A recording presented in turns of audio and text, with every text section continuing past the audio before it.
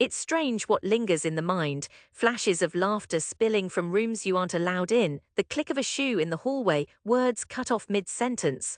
I was 17 the first time laughter hurt in a way I'd never fully recover from. That day, sunlight pooled yellow on the floor of the workshop, dust motes swirling around me as if they orbited something important. I used to imagine sunlight made things possible, but that third-floor room at SRD College in Mumbai only made me feel exposed. It was the innovation showcase, my one shot at making something of myself, a palm-sized sensor, awkward, wires snaking from a cracked plastic shell, one blinking LED. It used a basic neural network to sense bacterial contamination in water. I spent what little I could scrape together, worked deep into the night, half whispers in the shower, muttered pitches as I fell asleep, practicing until the words grew roots in my head. When I took the stage before the jury, my mouth dried up, my throat shrank. The hall was full, faces blurring into a mass of eyes, teachers, students, a few parents. I adjusted my glasses, my hands wouldn't stop shaking. Good morning, respected jury, my name is Arvind Joshi and… A screech of feedback as I touched the mic, a few people snickered, my cue cards fluttered to the floor, and as I crouched to pick them up, Dr. Murthy, the senior judge, let out a theatrical sigh. Time slipping by, I tried to start again, my voice almost too soft to hear. Contaminated water is a major issue in Mumbai's underprivileged communities. My project… So it's some kind of filter, another judge sounding bored. No, it's not a filter, ma'am, it's a detection system, uses a neural network, it shows if E. Coli or… And you know what a neural network is, son? This from the judge with a pinched voice, unimpressed. I reached for the lines I'd rehearsed about weights, labels, learning. I couldn't make them land. My mind spun. I said a few halting things about sensors and calibration, but the words ran dry. Finally, Dr. Murthy shook his head, repeated thank you in a tone that closed the conversation. As I left the stage, there was a quiet snort. A boy from my math class set it off, and the laughter traveled around the room, even to the teachers. I kept my eyes on the floor. That night I came home, slipping into our small flat that always smelled like cum-in and traffic. My brother Samir sprawled on the couch, feet dangling over the edge. How was it, Einstein? He grinned, already knowing the answer. I put my project on the rickety coffee table. They didn't really get it. I guess I'm ahead of my time. Samir scoffed, or you're just ahead of your English, Mum called. Even the principal saw you turn red. Everyone's talking. He sounded like he enjoyed it. I picked at my sleeve, jaw tight. Dad rustled the newspaper, never looking up. Don't waste so much time on these things. Marks matter. Marks get you a job. Samir got louder. Gadgets won't make you a scientist, yeah. Fixing TV remotes, maybe. They all laughed, even my mother, giggling in the kitchen, which cut worst of all. I kept silent, hanging on to what little dignity I had left. Word spread, Arvind and his gizmos became a joke in our building. Adults would shake their heads and tell me to be sensible, like your brother, our topper. Even the kids smirked as I lugged wires through the stairwell. That summer, I haunted junk shops looking for parts, rebuilt my circuit, sent emails to professors that never got replies. When Samir left for Pune's IT college, the house revolved around him, calls, advice, pride, me. I was background noise, their jokes and doubts built up slowly like stones in a pocket, weight that slowed me but kept me grounded. I stopped arguing, stopped explaining. At 18, I got into St. Xavier's on a partial scholarship and picked biotech, closest I could get to my dream. Most lectures bored me, rote memorization, endless formulas, nothing that felt alive. On a bad day after a terrible lab, I sat at Marine Drive watching the sunset city wind thick with salt and exhaustion. My phone buzzed, a message from Professor Acharya at IIT-Bombay, codes rough but concept strong. Come be a summer intern, Lab 4 Block G, IIT Powers. I reread it so many times it felt unreal, tasted like electricity. The internship was grueling, pipetting, cleaning up, hours of failed experiments. I was the clumsy undergrad among PhDs.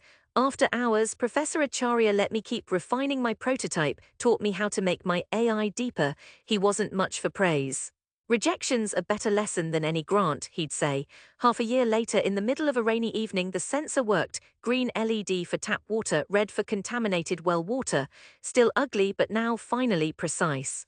I recorded a short video and entered the Tata Trust competition.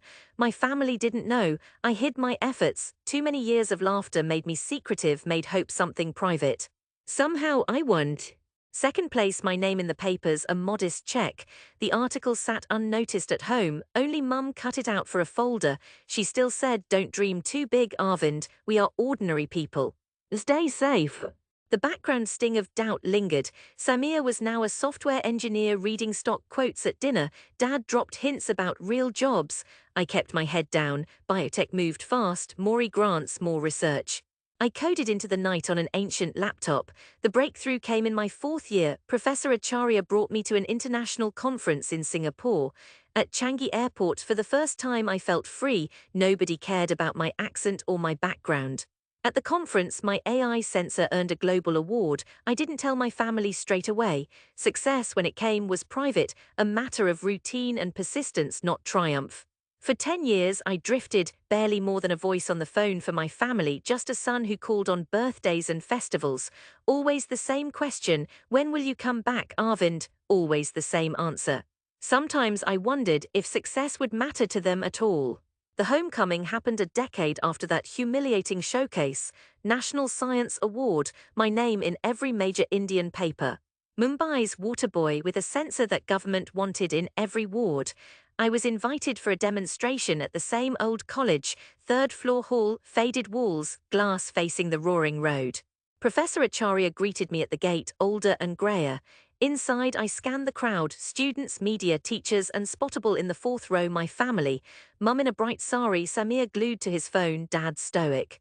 Other faces, teachers, neighbors who once mocked me, even Dr. Murthy, the old judge. My neck badge read Arvind Joshi, innovation leader.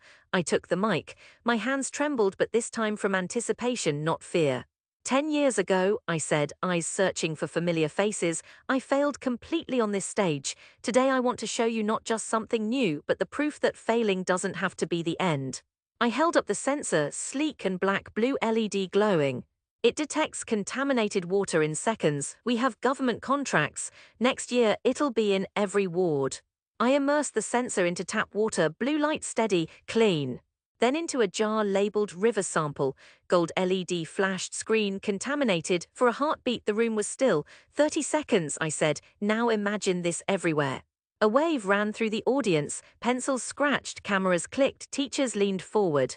Dr. Murthy asked a question, technical and detailed. I answered, clear and steady. He nodded, finally, strong work, Mr. Joshi. But my family's faces meant more than the applause. Samir began clapping, then everyone. Dad's eyes shone. Mum's hands trembled in her lap. Later, building aunties sidled up with, "We always knew you would do big things," and Dad held my shoulder tight. Samir nudged me, half joking. "So scientists, Saab, need an assistant for all those interviews." "Maybe," I said, looking for a job change. He grinned and hugged me, rough but real. After the event, as the crowd thinned, I wandered behind the building, air thick with rain coming, frying onions, city dust. Pigeons shifted above the scooter gears. I leaned against the wall and breathed in deep. Years of doubt had carved a space in me, a kind of reservoir. Now I realized it was starting to fill with something else. Samir joined me, quieter than usual. "Never thought I'd see this, Arvind," he said. "But I did," I told him, watching kids chase a paper kite along the lane. He bumped my shoulder like we were kids again. "I'm sorry. We should have believed in you." "It's all right," I said, "we have time." After the news stories, everyone in our building looked at me differently. Neighbors brought their sons to me for advice. Dad bragged about my work. Mum worried more about tea for guests than about what people thought, but the real change was small and steady. My family at the dinner table, asking what I was building next, genuinely wanting to know, not mocking, not dismissing. Rejection, I think, never really leaves, like a ghost in your bones. But now, when laughter echoes from the next room, I know it can mean something else. It can mean coming home. And that, I realized under the blinking city lights, is the truest proof there is.